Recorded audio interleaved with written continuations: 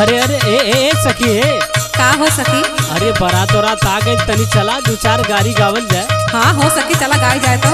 हाँ कढ़ावा पहले तो ही कढ़ावा। हमें गाय का? हाँ हो। अच्छा ठीक बा। हरे दुल्हा के बहिनी पड़ी लत तोर तक भैया के ओर।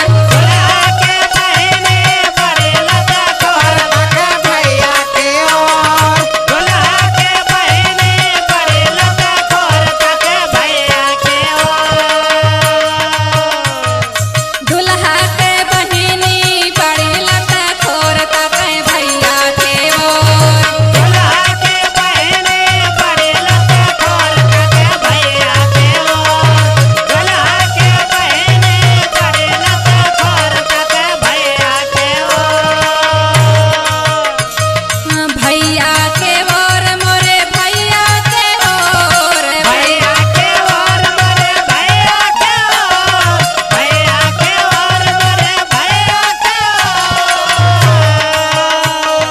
दुल्हा के बहिनी पड़ी लत तोर तक भैया के ओर। दुल्हा के बहिनी पड़ी लत तोर तक भैया के ओर। दुल्हा के बहिनी पड़ी लत तोर तक भैया के ओर।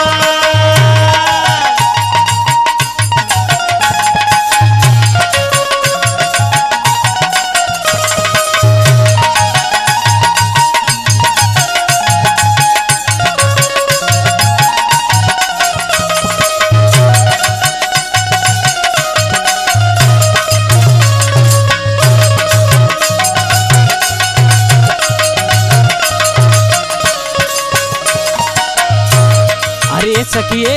का हो सकी? अरे दुल्हवे की गरीबू। अरे नहीं बरतियन गाय दे का। हाँ हो हाँ गावा।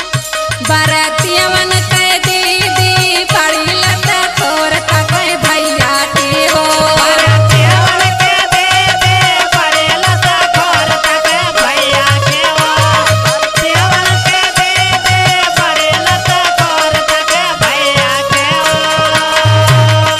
बुढ़वन के दीदी पड़ी लत तोर तक भैया के ओर। अरे बुढ़वन के दीदी पड़ी लत तोर तक भैया के ओर।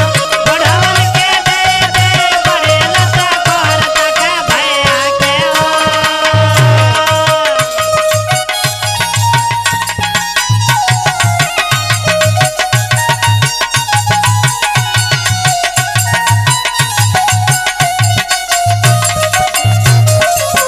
गोरे गोलगप्पा घोघट धारे धय दाबे। गोरे गोलगप्पा घोघट धारे धय दाबे।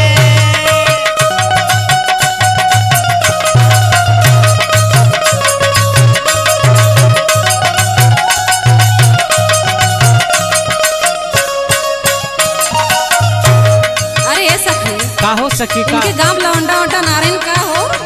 अब कुल लवंडिये पे आयल है ने सखी। बड़ा चकर मकर करत हईन हो। अब का बतावल जाए।